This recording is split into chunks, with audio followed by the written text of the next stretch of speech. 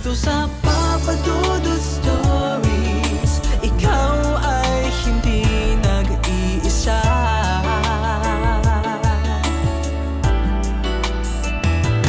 Dito sa Papa Dudut Stories, may nagmamahal sa'yo.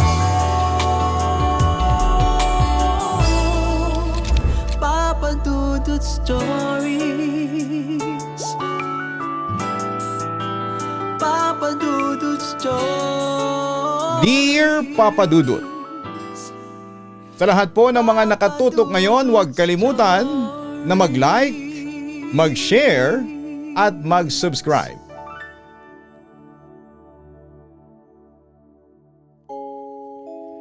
Tawagin mo na lamang ako sa pangalang Ozzy. Hindi ko tunay na pangalan yan, Papa Dudut, pero yan ang pinili kong itawag sa sarili ko para protektahan na rin ang pagkakakilanlan ko at ng mga taong nadamay sa kwentong ito. Sa ngayon ay isa akong graphic designer freelance na nagtatrabaho at businesswoman. At the age of 31, kasal na ako ngayon. Wala pa kaming anak ng asawa ko at nakatira na kami rito sa Visayas. Tahimik na ang buhay ko dito, Papa Dudut. Malayo sa ingay ng Maynila, pero ang kwentong ibabahagi ko sa inyo ay nangyari noong doon pa ako nakatira sa sarili kong bahay sa Manila. Bago mag-pandemic ang timeline na ito, mga taong 2016. Papa Dudut, pagpasensyahan mo na kung medyo hindi ako sanay magsulat ng kwento o kung magulo man ang pagkakaayos ng mga detalye, pero gagawin ko ang lahat para may kwento ng maayos sa inyo. Ito ang nag-iisang bangungot sa buhay ko na kung maaari lang ay ayaw ko na sanang balikan. Isang karanasang pilit kong ibinabaon sa limot. Pero madalas pa ring nagpapagising sa akin sa madaling araw habang basang-basa ng pawis. Balik tayo sa taong 2016, Papa Dudut.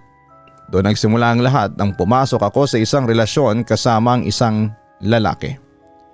Tawagin natin siyang Lebrin.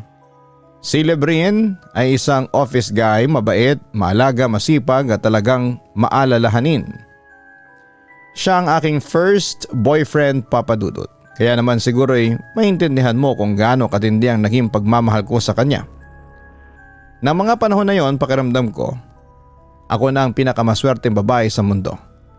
Sa piling niya ay parang walang anumang problema na pwedeng magpabagsak sa akin. Umikot ang mundo ko sa kanya.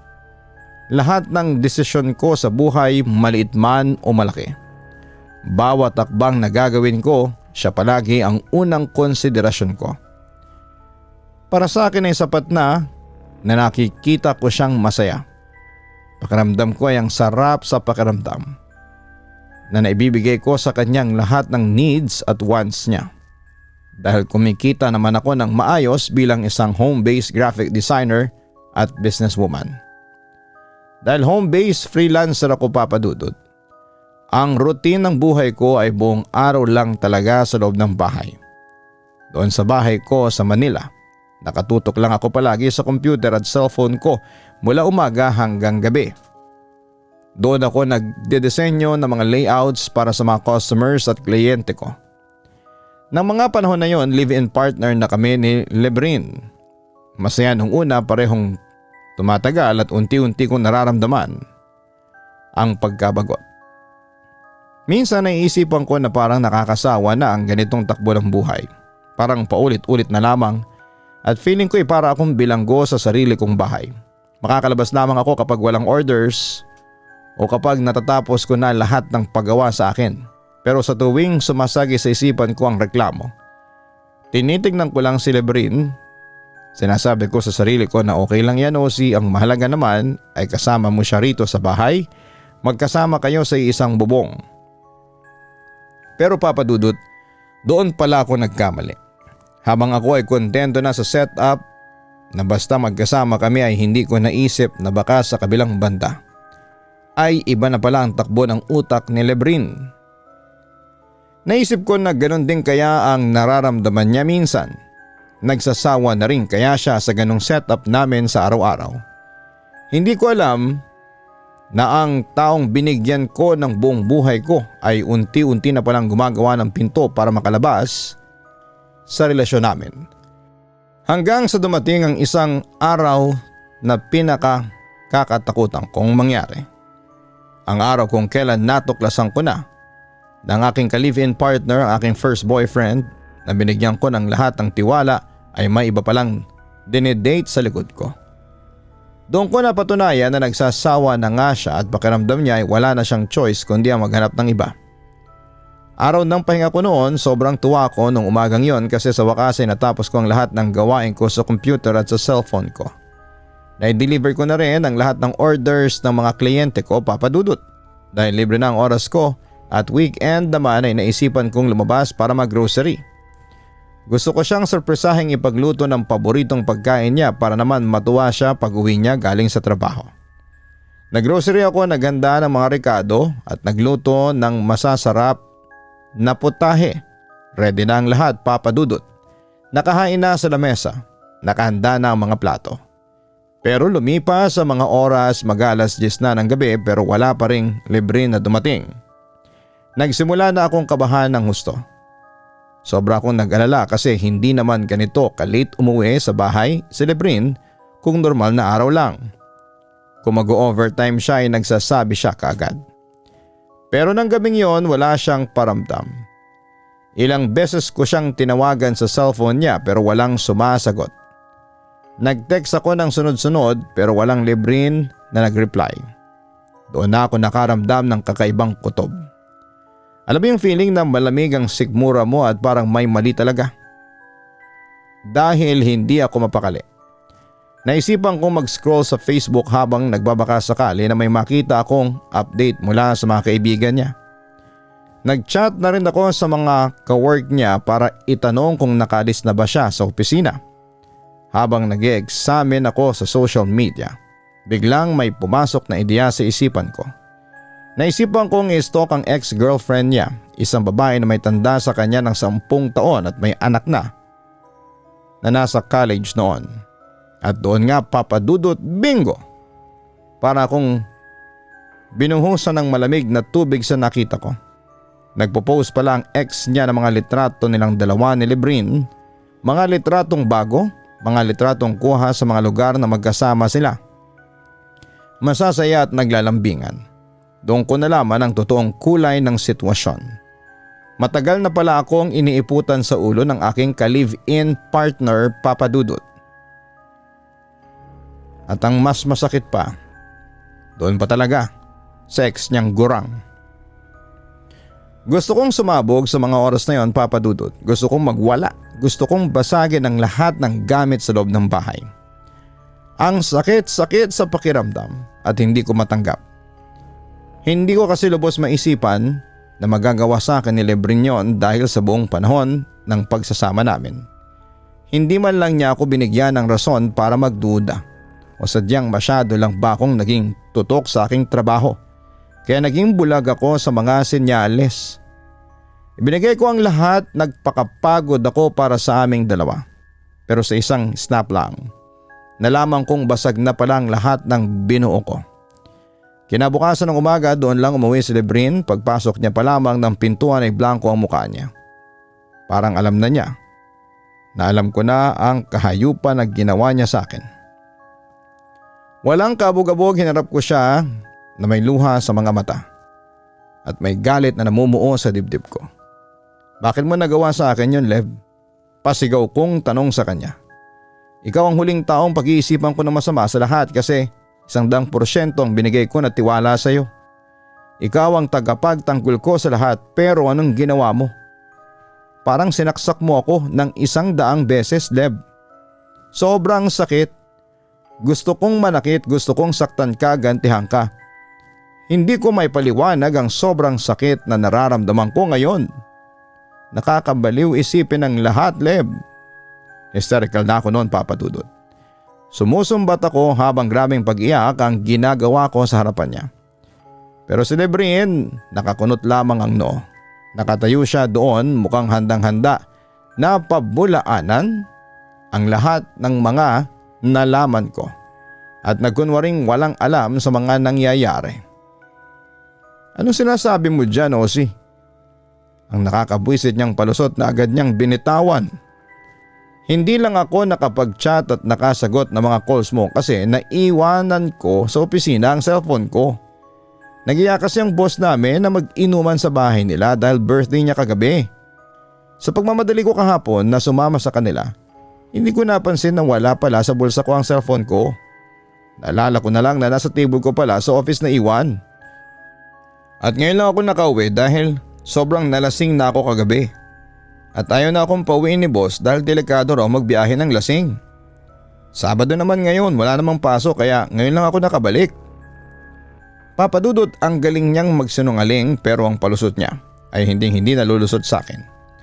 Mas lalo akong nagwala sa mga narinig ko. Tigilan mo ako sa mga palusot mo, Leb. Alam ko na ang lahat. Ang pagsigaw at may kasamang bulyaw kong sagot sa kanya habang patuloy na umaagos sa mga luha ko. Nakita ko sa mga post ng gurang mong ex kung anong ginagawa ninyong dalawa araw-araw. Habang ako ay nagpapakakuba rito sa pagtatrabaho sa loob ng bahay dahil ang gusto ko lang naman ay mabigyan ka ng masaganang buhay. May bigay ko ang lahat ng luho mo at mapasaya ka. Pero masaya ka na pala sa piling ng iba. At doon pa talaga sa ex mong gurang. Matagal ang naging sumbatan at sigawan namin sa umagang yon, Papa Dudut. Walang gustong magpatalo. Pero dahil huli na siya sa akto sa pamamagitan ng mga ebidensya sa social media, hindi na niya maitanggi ng buwang lahat at dahil sa matinding bugso ng damdamin ko dahil sa galit puot at matinding paghihinagpis. Nakagawa ako ng isang desisyon na biglang magbabago sa takbo ng buhay ko at magdadala sa akin sa isang karanasan na hindi ko makakalimutan kailanman. Pumunta ako sa aming kwarto, Papa Dudut. Kumuha ako ng malaking bag at nagdala ng mga kakailanganin kong gamit para sa pag-alis ko. Oo, Papa Dudut, ako mismo ang lumaya sa sarili kong pamamahay dahil hindi ko na kayang sikmurain ang makasama o makita ang mukha ng lalaking nagtaksil sa akin sa loob ng lugar kung saan kami nagplano ng kinabukasan. Imbis na harapin ko ang problema dahil kailangan, mas pinili kong talikuran at iwasan ito. Dahil pakiramdam ko ay sasabog ang utak ko kapag nanatili pa ako doon. Nagdala lamang ako ng saktong dami ng damit at mga personal na bagay na kasya sa aking backpack. Sapat na para may pagpalit ko sa araw-araw na paglalakbay ko.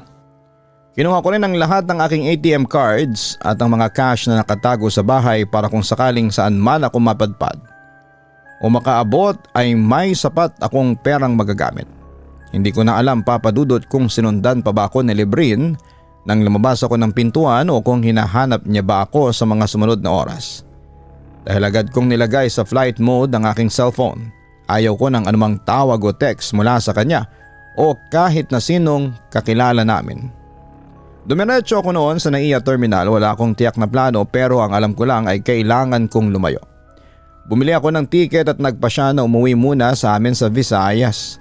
Habang nasa paliparan, tulala ako at aminado akong hindi ko talaga alam kung ano ang susunod na gagawin ko sa buhay ko.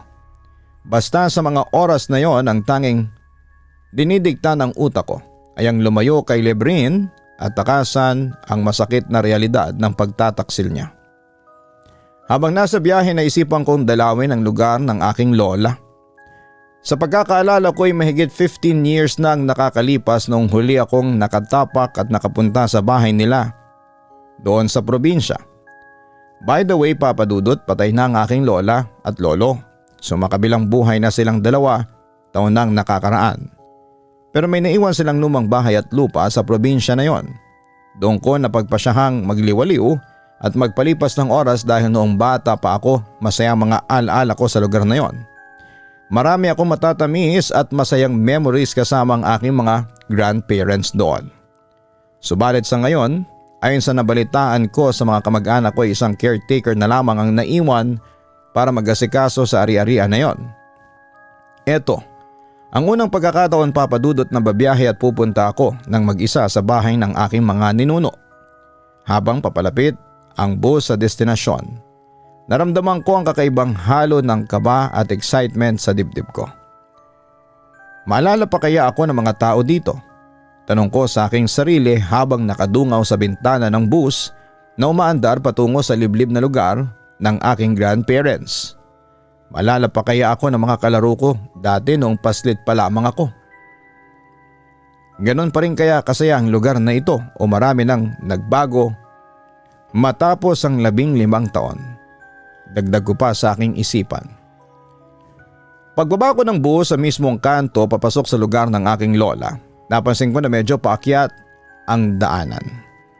Kung dati noong bata pa ako ay purong putik at lubak-lubak ang daanan paakyat doon kapag umuulan, ngayon naman ay sementado na ang kalsada. Medyo gumaan ang loob ko dahil akala ko ay mahihirapan akong maglakad bitbit ang aking backpack. Pero sa bawat gilid ng kalsada ay walang pagbabago. Puro matataas at mayayabong na tubo ang nakatanim. Tubuhan kasi talaga ang kabuuan ng lugar na yon, Papa Dudut. Ang mga dahon ng tubo ay matatalas at sumasayaw sa hangin na lumilikha ng kakaibang tunog na parang may nagbubulungan. Sa unang kita ko pa lamang sa daan paakyat sa mismong lugar nila lola ay biglang may kakaiba akong naramdaman, Papa Dudut. Parang may nagiba sa paligid bukod sa sementadong daanan. Sobrang lamig ng simoy ng hangin dahil sa napakaraming naglalakihang puno na nakapaligid sa kalsada. At ang isang bagay na mas naramdaman ko ay ang sobrang katahimikan ng buong paligid. Isang uri ng katahimikan na nakabibingi, Papa Dudut. Walang huni ng ibon, walang ingay ng mga insekto na madalas mong marinig sa mga probinsya. Tanging ang sarili kong mga yapak ang umaalingaw-ngaw sa simento. Bago ako magpatuloy sa pag-akyat patungo sa bahay nila lola, lumingon-lingon muna ako sa likod ko. Tiningnan ko ang highway kung saan ako ay binaba ng bus, kaliwa at kanan walang ibang bus na dumadaan. Walang tricycle at walang kahit na anong sasakyan. Walang kabahayan sa mismong paligid ng kanto, meron namang mga bahay pero ayon sa tansya ko, malayo pa ang mga ito, mga 5 kilometro pa siguro ang layo ng susunod na kumpol ng kabahayan mula sa kinakatayuan ko. Mula sa pinagbabaan ng bus paakyat sa bahay ni na lola ay nasa 30 minutong lakaran pa siguro, Papa Dudut. Pwede namang mahigit 20 minutos kung bibilisan mo ang paglalakad at hindi ka titigil. Noong una ay parang nagdadalawang isip pa ako kung tutuloy pa ba ako o babalik na lamang sa highway para magabang ng ibang masasakyan pabalik sa bayan. Kaso'y pumasok na naman sa isipan ko ang dahilan kung bakit ako nandito. Kung gusto kong makalimot at mag-heal ng mabilis mula sa panloloko ni Librin, kailangan kong magpatuloy. Mas nanaig ang galit at sakit na nararamdaman ko sa aking puso. Kung ikukumpara sa takot at pangamba ko sa biglang katahimikan ng lugar. Kaya naman nagpatuloy ako sa paglalakad. Habang naglalakad ako paakyat sa sementadong kalsada habang patagal ng patagal at palayo ako ng palayo sa highway, naramdaman ko na mas naging kakaiba ang paligid. Parang naging mali ang lahat, Papa Dudut. Pakiramdam ko ay may malaking mali sa direksyong tinatahak ko. Pero hindi ko maipaliwanag kung ano. Ang kakaiba pa rito, para akong nahihipnotismo ng kapaligiran. Parang may sariling utak ang aking mga paa na patuloy lang sa paghakbang kahit na sinasabi na ng isipan ko na mag-ingat ako. Mga 10 minuto na akong naglalakad sa ilalim ng nagdidilim na kalangitan.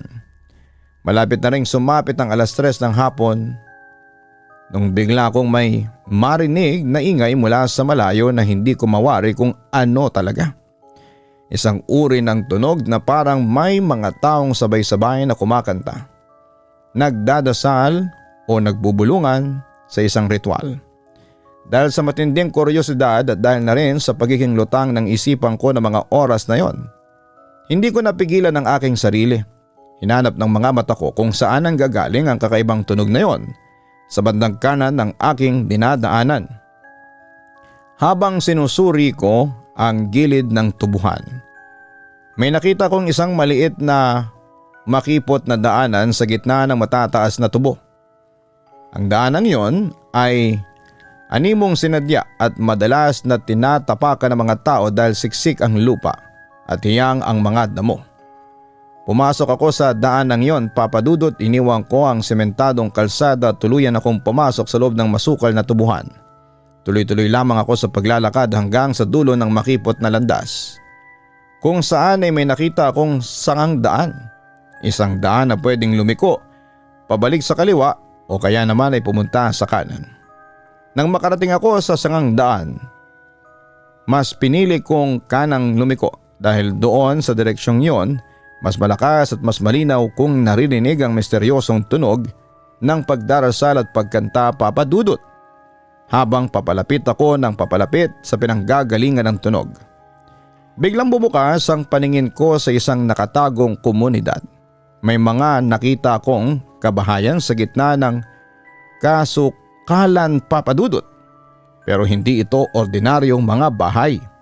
Maliit lamang ang mga ito. May mga bahay kubo na gawa sa lumang pawid at kawayan. At may mga ilang sementadong istruktura rin, pero parang giba-giba na at lamat-lamat ang mga pader. Ang itsura ng buong lugar ay animong sobrang lumang-luma na talaga. Parang naiwan ng panahon, ilang dekada na ang nakakalipas. Sa gitna ng mga kubo ay may isang sapa o mababaw na ilog at ang nakapagtataka, sa ibabaw mismo ng maruming tubig ay may mga bahay din na nakatayo gamit ang mga payat na poste. May nakita rin akong parang maliit na talipapa sa lugar na yon o palengke sa gilid. Ang mga paninda doon ay purong karne na nakasabit sa mga kawit, pero kakaiba ang kulay at itsura ng mga ito. At ang nakakatakot pa, Papa Dudut, halos lahat ng mga taong nakikita kong palakad-lakad o nakatambay doon ay mga matatanda na. Walang mga kabataan o mga normal na pamilyang makikita. Ang itsura nila ay parang mga gusgusin, madudumi ang mga damit at may mga libag sa balat na hindi mo mawari kung naliligo pa ba sila o kung nakakakita pa ba ng sabon sa buhay nila. Patuloy namang ako sa paglalakad papasok sa mahiwagang baryo na yon. Tila hila pa rin ng kung anong puwersa hanggang sa matumbo ko ang mismong lugar kung saan ang gagaling ang malakas na tunog. Isa pala itong napakalaking kubo, Papa Dudut. Ang mga malalaking poste nito ay gawa sa makakapal na kawayan at ang bubong ay gawa sa tuyong pawid. Ang sukat nito ay nasa 25 feet ang haba at may 20 feet naman ang lapad, parang isang bulwagan o kapilya para sa kanila. Tiningnan ko isa-isa ang mga tao sa paligid at kung anong ginagawa nila doon. May ibang nakatayo lamang sa palibot ng malaking kubo na tila nagbabantay. May ibang nakapila ng mahaba sa may pinto at may iba namang nakatayo lamang sa gilid na walang kagalaw-galaw at nakatingin ng diretso sa akin habang pumapasok ako. Dahil sa sobrang lutang ko ng oras na yon dahil sa pagod sa biyahe at emosyonal na stress ko kay Librin, lumapit pa nga ako lalo sa loob ng malaking kubo. Noon ko nakita na may isang altar pala sa gitnang unahan nito. May malit na stage din, Papa Dudut. Pero ang kabuang setup ay sobrang weird at creepy. Nang makalapit na ako ng gusto para tignan kung ano ang meron, bigla akong natigilan. Parang napako ang mga paa ko sa lupa at hindi ako makagalaw sa kinakatayuan ko. Hindi kayang iproseso at tanggapin ng utak ko. Ng mga oras na yon ang nasaksihan ng aking sariling mga mata. Tinignan kong pong muli ang kapaligiran para siguraduhin hindi ako nananaginip. Sabay balik ng tingin ko sa may altar, may isang matandang babae doon na nakasuot ng puting duster na punit-punit at puno ng dumi at mansya, habang dinadasalan at hinahawakan niya sa noo ang isang bata. Napansin ko ang itsura ng bata, Papa Dudut, at doon ako tuluyang nanghina. Ang bata ay naagnas na ang buong katawan. Oo, Papa Dudut, tama ang nababasa mo. Batang naagnas na ang buong katawan ang nasa harapan ng altar. bulok na ang balat nito. Nangingitim at puro malalim na sugat ang meron at uod ang buong katawan niya. Pero ang pinaka nakakakilabot sa lahat, Papa Dudut, buhay pang bata. Humihinga pa siya ng mabilis. Umaangat ang kanyang dibdib at nakadilat ang mga mata niya at tila nagmamakawa. At sa tabi ng altar kung saan naroon ang bata, may mga nakapilang lumang kabaong na kahoy. Sobrang gulo at sobrang kilabot ng mga nakikita ko, Papa Dudut. Para akong mahihimatay na mga oras na yon, sobrang hirap na huminga sa pakiramdam. Parang nawalan na ako ng lakas ang aking mga tuhod at nanlalambot ang buong katawan ko. Habang grabe ang kabog ng dibdib ko sa takot. Hindi ko alam ang gagawin ko, kung tatakbo pa ako o sisigaw. Nang biglang sa gitna ng aking pagkatulala, may isang malit na kamay ang humawak sa aking kanang kamay. Napatingin ako ng dahan-dahan sa ibaba, Papa Dudut, isang batang lalaki ang nakatayo sa tabi ko. Gusgusin din siya, madumi ang muka at nakakaawa ang kanyang itsura dahil sa mga pasa at dumi sa kanyang katawan. Tumingin siya sa akin ng diretsyo sa mga mata ko at bumulong na mga salitang nagpatindig ng balahibo ko ng husto. Ate, hindi ka nila papaalisin dito, pabulong na sabi ng bata habang umiiyak ng tahimik. Ate, mananatili ka na habang buhay dito sa lugar na ito kagaya ng ginawa nila sa amin ng ate ko. Sabay turo ng kanyang maliit na daliri sa isang malaking puno na nasa hindi kalayuan. Tumingin ako sa direksyon ng itinuturo niya. Doon sa ilalim ng puno may nakita kong isang babae na gusgusin din, mahabang buhok na gulo-gulo at nakasuot ng kupas at maduming puting damit. Nakaupo ito roon na tila wala na sa sariling kaisipan. Kahit na anong gawin namin ng ate ko, hindi nila kami pinapayagang umalis. Dagdag pa ng batang lalaki habang patuloy na umaagos sa mga luha sa kanyang maduming pisngi. Kinukulong nila kami sa lugar na ito, ate. Masasama sila, mga mangkukulam sila, kulto at mga mamamatay tao silang lahat dito. Bago pa ako makasagot o makapag-isip ng susunod kong hakbang ay bigla akong hinatak ng bata patungo sa kinakaroonan ng kanyang ate. Habang hinihila niya ako, napansin ko ng mga tao sa paligid. Ang mga taga roon sa maywagang baryo ay nagtitinginan lamang sa amin, Papa Dudut. Wala silang ginagawang kilos para pigilan kami ng sandaling yon. Pero ang mga mukha nila ay sobrang nakakatakot. Para mga taong kuweba ang mga ekspresyon nila. Hindi sila nagsasalita at hindi sila gumagawa ng ingay, basta nakatitig lamang ng matalim at malamig sa bawat galaw namin. Saan mo ko dadalhin, bata? Tanong ko sa kanya habang hila-hila niya ako patakbo patungo sa malaking puno kung saan naroon ang kanyang ate. Nang makalapit kami, agad na nagsalita ang bata sa kanyang nakakatandang kapatid. Ate, may nabiktima na naman sila. May bago silang nakuha, sabi ng bata na halatang lalong natataranta. Tumingin sa akin ang babaeng nakaupo sa ilalim ng puno, baka sa mukha niya ang matinding pagod at takot. Pero pinilit niyang magsalita sa akin. Ako pala si Rita. Pakilala niya sa akin habang nakatitig sa backpack ko. Nakakatandang kapatid ako ni Bitoy. Sabay turo niya sa batang lalaki na si Bitoy pala ang pangalan. Naguguluhan ako, Rita. Ano ba nangyayari dito? Natatarantang tanong ko sa kanya habang nililigid ng tingin ang mga nakakatakot na matatanda sa paligid na unti-unti nang gumagalaw papasok sa direksyon namin. Bakit ganito ang mga tao dito? Anong meron sa lugar na ito at bakit may buhay na bata na naaagna sa altar? Tumingin sa akin si Rita na may seryoso at takot sa mga mata. Halika, sumama ka sa amin ni Bitoy. Kailangan nating magtago dito, ang sabi niya sa akin. Hindi. Ang mabilis kong sagot habang umiiyak at tumatras. Alis na ako, kailangan ko makalis ka agad dito sa lugar ninyo ngayon din. Hindi ka na makakalis, ate, sagot naman ni Rita na tila nawala na ng pag-asa ang boses niya. Hindi ka na nila hahayaang makalabas pa rito kapag nakapasok ka na sa teritoryo nila. Kahit na anong mangyari, alis ako rito. Hindi pwedeng hindi ako makauwi. Umiiyak, nanginginig at natataranta kong sigaw sa kanila habang hinahawakan ko ng mahigpit ang strap ng aking backpack. Hindi ko na hinintay ang sagot nila, Papa Dudut. Bigla akong tumakbo pabalik sa direksyon kung saan ako dumaan papasok sa baryo. Ngunit habang tumatakbo ako, doon ko napagtanto ang isang malaking problema. Hindi ko na alam ang daan papalabas.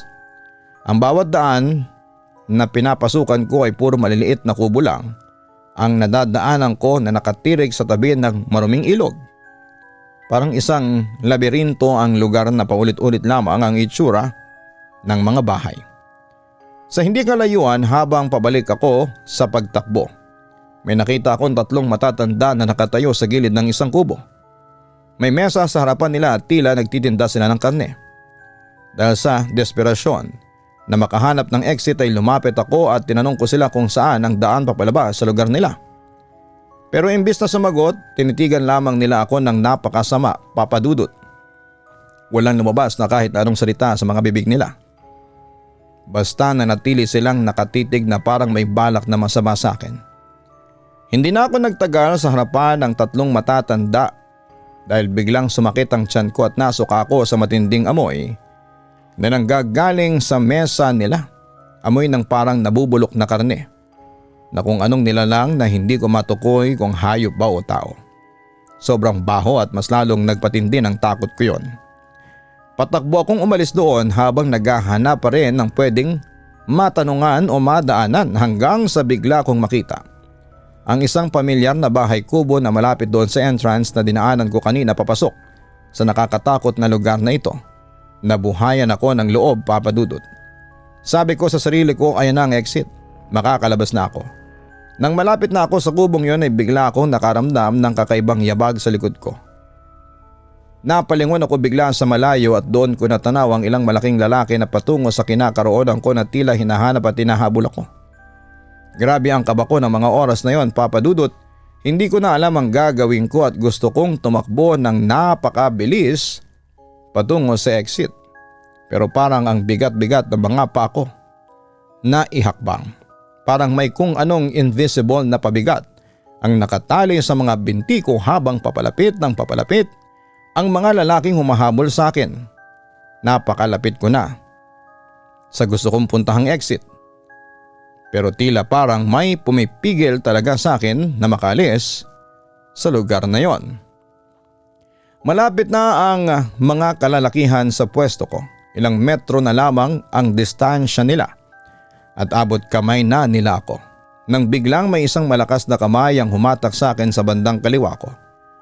Bago pa ako makasigaw sa gulat, tinakpan kaagad ang aking bibig gamit ang isang palad upang hindi ako makagawa ng kahit na anong ingay na pwedeng makakuha ng atensyon ng mga humahabol sa akin. Si Rita pala, Papa Dudut, sinundan niya pala ako at niligtas niya ako sa mga oras na yon. Shh! Huwag ka maingay! Maririnig ka nila! Mahuhuli tayo!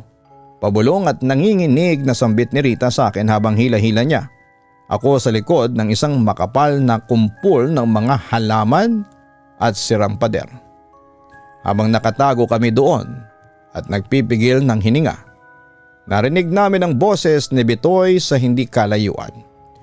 Gumawa pala ng ingay ang bata para ilihis ang mga lalaki. Psst! Hinahanap niyo ba yung babae? Tawag ni Bitoy sa mga kalalakihan na umahabol sa akin. Doon siya sa bandang yon pumunta, nakita ko. Doon siya tumakbo patungo sa kabilang sapa.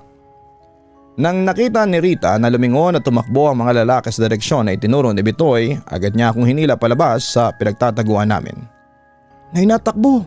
Bulong niya, tumakbo ako papalabas ng baryo kasama si Bitoy na mabilis na humahabol sa amin. Takbo lang kami ng takbo. Hindi na namin nalintana ang pagod, ang mga galos mula sa mga matatalas na dahon o ang bigat ng aking backpack. Basta ang tanging nasa isipan naming 3 ay kung papaano makakalayo ng husto sa nakakatakot na baryong yon. Pero kahit na hindi ako lumingon sa likod ko, alam ko at nararamdaman ko na sinundan at inahabol pa rin nila kaming 3, Papa Dudut. Naririnig ko ang kaluskos ng mga dahon ng tubo sa likuran namin. Nang malapit na kami sa sangang daan ng tubuhan, kung saan kapag kumanan kami ay sa wakas ay matutumbok na namin ang daan palabas patungo sa sementadong kalsada na iniwan ko kanina. Bigla kaming napatigil sa pagtakbo nang makarating kami sa mismong sangang daan. May dalawang lalaking binatang biglang humarang sa amin doon.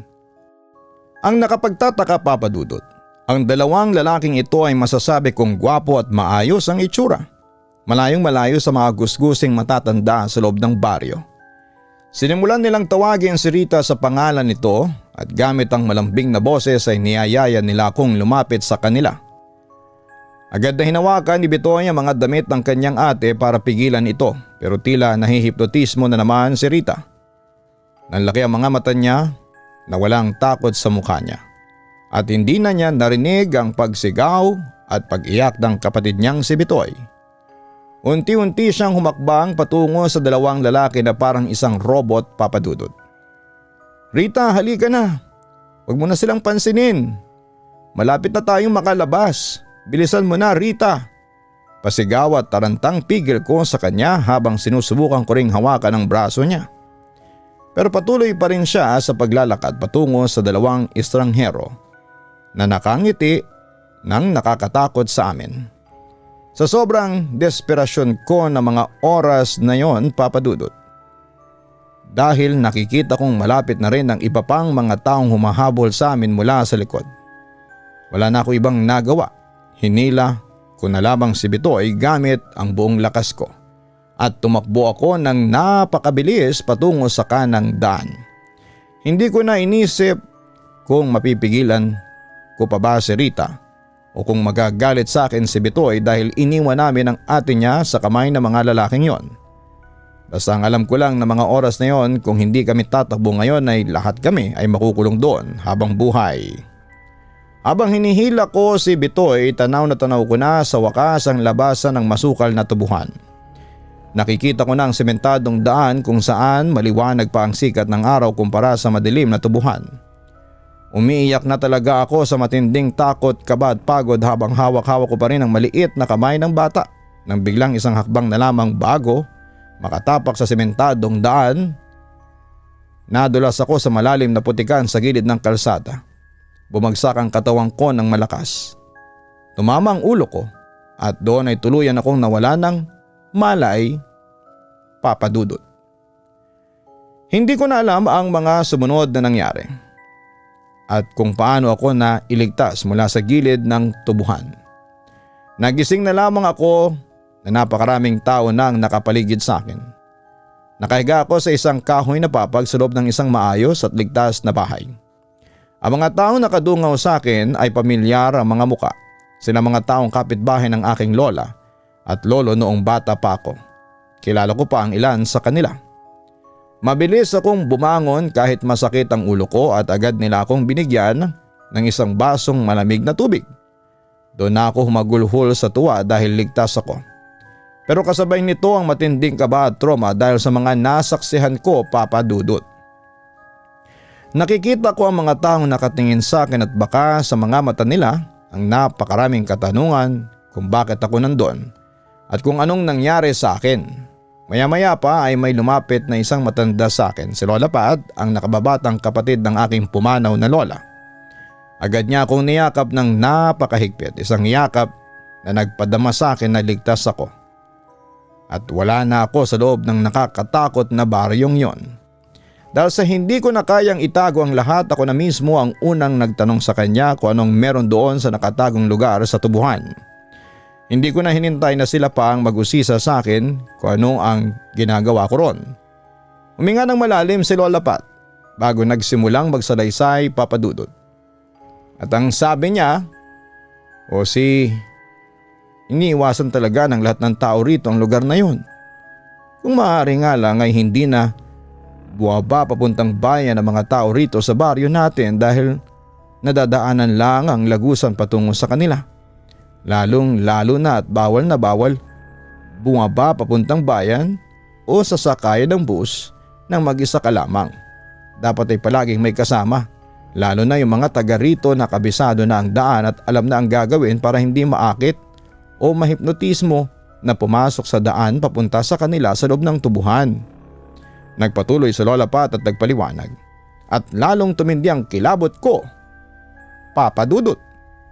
Ang mga tao na naninirahan doon sa loob ng baryong yon ay mga kampo ng kadiliman. Walang ibang alam ang mga nilalang na yon kundi ang mga gawain ng kasamaan. Sila ay mga mangkukulam, mambabarang, nanggagayuma, aswang at iba pang gumagawa ng itim na mahika. Pero kahit alam ng marami na masama roon ay marami pa rin mga tao ang pumupunta doon ng kusa sa loob nila dahil sa mga personal na dahilan. May ilan na gustong magpakulam, magpaparang o manakit na mga kaaway nila. Mga kaaway sa negosyo, kakilala, kaibigan o sino mang nais nilang gawa ng masama dahil sa galit o inggit. Pero ang hindi alam ng mga taong pumupunta roon ay dagdag ni Lola Pat habang hinahawakan ang kamay ko. Bukod sa nakasakit sila sa kapwa nila, ang nagiging kabayaran ng mga kahilingan nila ay ang sarili nilang mga kaluluwa. Kaya naman walang sino man ang nakakalabas ng buhay o normal doon sa tuwing nakikipagkasundo sila sa mga demonyo sa loob ng baryong yun. Nabubuhay ang mga nilalang na nandun sa pamamagitan ng negatibong enerhiya ng mga taong nabibiktima nila. Mas matindi ang negatibong emosyon tulad ng galit, puot at paghihiganti, mas gusto nila dahil doon sila kukuha ng lakas para sa kanilang mga ritual. Bago pa ako makasagot sa mahabang kwento ni Lola Pat, biglang may pumasok na tanong sa isipan ko. Tinanong ko muna siya kung paano ako napunta at nakarating sa bahay nila kung nawalan ako ng malay sa gilid ng kalsada. Ayon sa kwento ni Lola Pat, may mga negosyante rito sa baryo namin ang buwaba patungo sa bayan para bumili ng mga stocks para sa kanilang tindahan dahil bultuhan kung mamili ang mga ito kapag market day. Habang pabalik na sila gamit ang kanilang sasakyan, nakita nila ako nakahandusay at walang malay sa gilid ng sementadong daan. Kaya agad nila akong sinakay at dinala sa bahay nila Lola Pat dahil nakilala nila ang mukha ko. Nung marinig ko ang tungkol sa pagbili ng mga stocks, bigla akong nagtaka. Di ba Lola Pat, tuwing linggo ay market day rito sa bayan ninyo? Tanong ko sa kanya. Oo nga, linggo nga ngayon apo. Bakit mo na itanong? Tugon naman ni Lola Pat na may halong pagtataka sa kanyang muka. Doon na naman ako nakaramdam ng matinding takot, Papa Dudut. Lola, Biyernes po ako dumating dito. Biyernes ng hapon ako pumasok sa tubuhan na yon.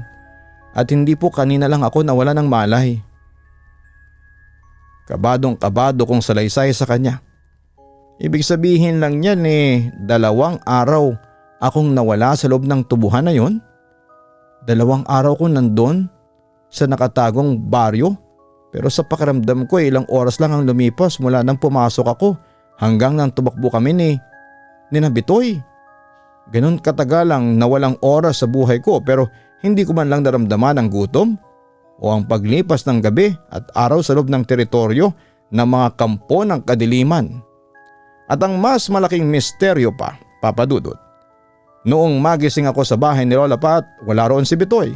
Walang ibang batang nakita ang mga negosyante sa gilid ng daanan, kundi ako lang na nakahandusay sa putikan. Nagahalo ang pagtataka-takot ko ng mga sandaling yon dahil kung wala yung bata sa tabi ko malamang may nangyaring masama sa kanya. Samantala Papa Dudut, bago ko tuluyang tapusin ang liham na ito, alam kong tinatanong mo rin kung anong nangyari kay Bitoy. Dahil nga sa matinding trauma at litukon ng mga unang araw ko sa bahay ni Lola Pat, hindi ko kagad na itanong ang tungkol sa bata. Pero nung medyo kumalma na ang isipan ko, hinarap ko si Lola Pat at ang mga lalaking nakapulot sa akin sa gilid ng daanan.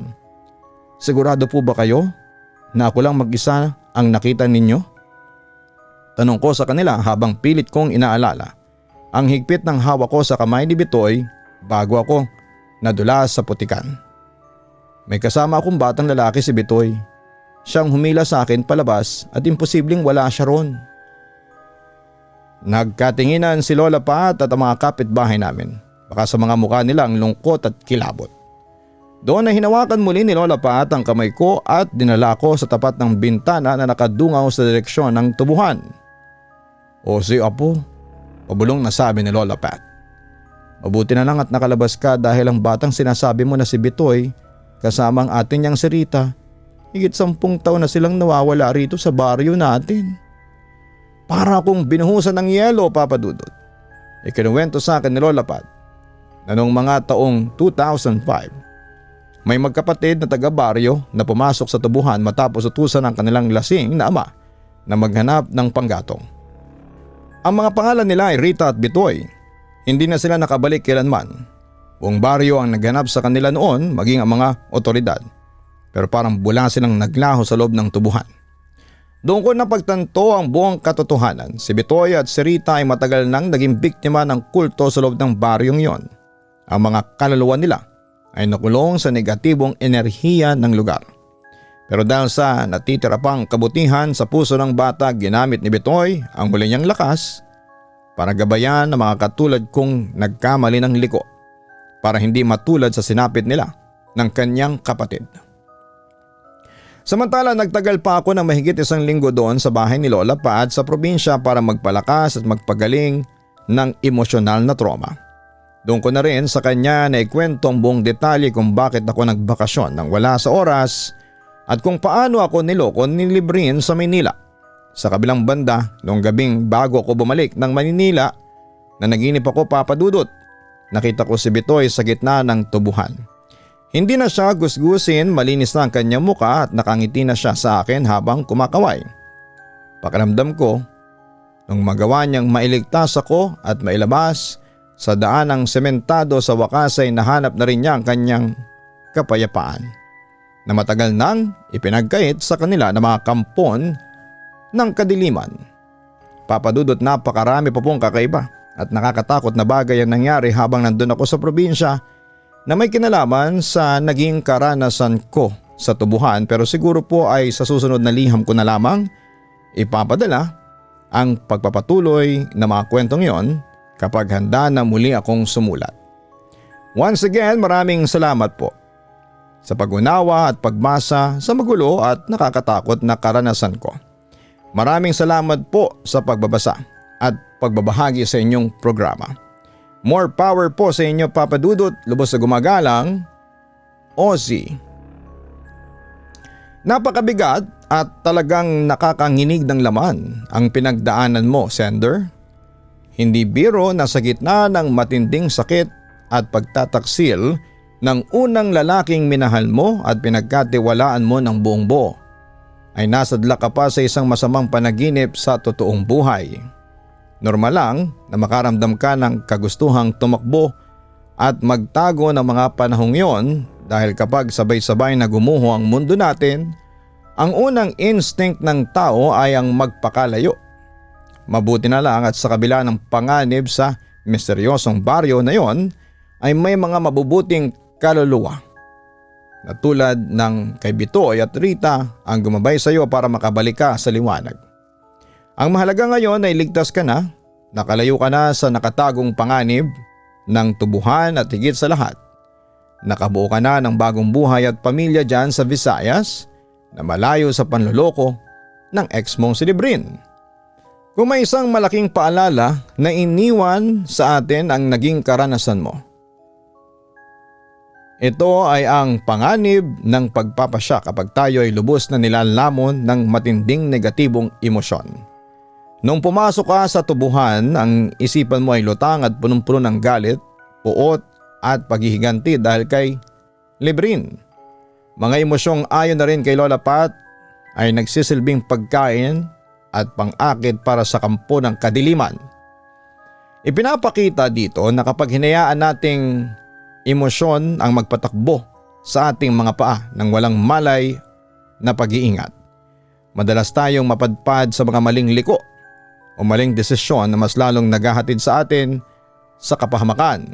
Ang tunay na protection sa mga ganitong sitwasyon ay ang pagpapanatili ng matalas na kaisipan at paghahanap ng karamay, dahil ang pag-iisa at pagkatanim ng galit ang madalas na nagiging pain ng masasamang elemento, pisikal man o espiritual.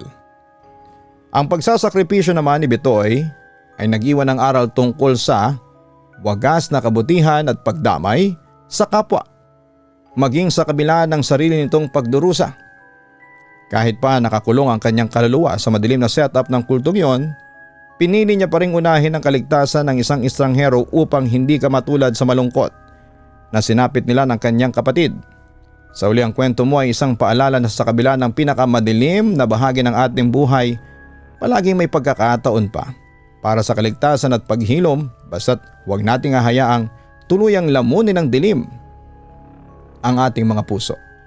Ipagpatuloy mo ang tahimik na buhay mo ngayon kasama ang asawa mo, Ozzy, at baunin mo ang karanasan na ito hindi bilang isang permanenteng takot kundi bilang patunay na ikaw ay survivor na nagawang makawala sa kapahamakan. Huwag mong kalimutan na hanapin ang notification bell, subscribe button at mag-subscribe.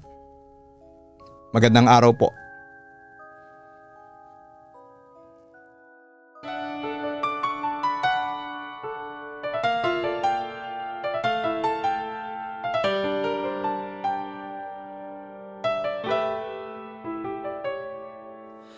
Ang buhay ay mahiwaga, laging may lungkot at saya. Sa Papa Dudut Stories, laging may karamay ka.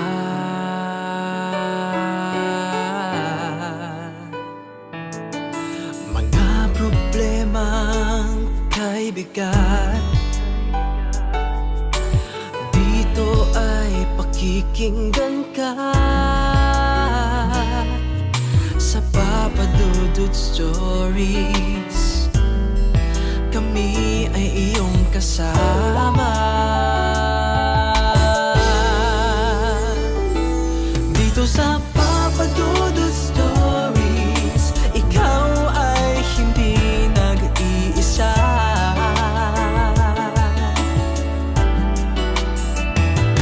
Dito sa Papa Dudut Stories, may nagmamahal sa'yo.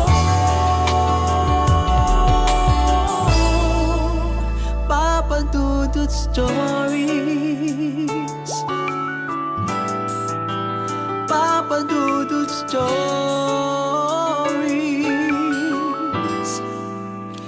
Papa Dudut Stories.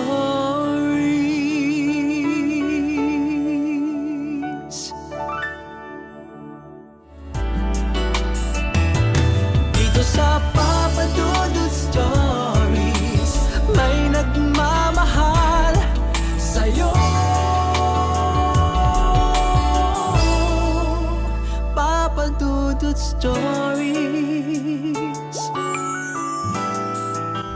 Papa Dudut Stories. Hello mga ka-online, si Papa Dudut po ito. Nag-enjoy ka ba sa ating kwento ngayong araw? Huwag kalimutan na i-share, mag-like at mag-subscribe. Maraming salamat po.